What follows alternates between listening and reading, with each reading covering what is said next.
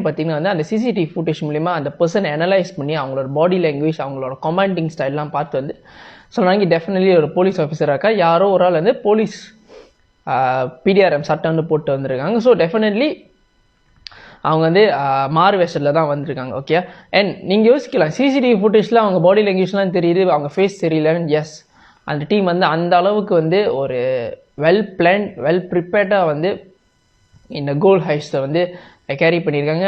அவங்களோட ஃபேஸ் வந்து சிசிடிவி ஃபுட்டேஜில் உழுவே. அது மட்டும் இல்லாமல் அவங்களாம் திருடுன்னு வந்து ஒரு 3 காடிலையோ 4 காடியில் வந்து திருடியிருக்காங்க. திருடுனப்போ வந்து ஈவன் அவங்க அந்த இடத்த விட்டு போனோன்னே எங்கே தான் போனாங்க போலீஸ்னால கண்டுபிடிக்க முடியல. அப்படி அந்த காடியை அவங்க எங்கேயாவது தூக்கி போட்டு போயிருந்தாலும் உண்மையிலே அந்த காடியை தூக்கி போட்டாங்களா அதுவும் எந்த ட்ரேசஸும் கிடைக்கல. லிட்ரலி போலீஸ்க்கு இருந்த ஒரே clue, I mean few clues என்னன்னு பார்த்தீங்கன்னா வந்து அதில் வந்து ஒருத்தர் வந்து போலீஸ் ஆஃபீஸர் போலீஸ் பிடிஆர்எம் சார் யூனிஃபார்ம் போட்டுருந்தாரு. அண்ட் தென் அவங்களோட பாடி லாங்குவேஜ் தெரிஞ்சிச்சு.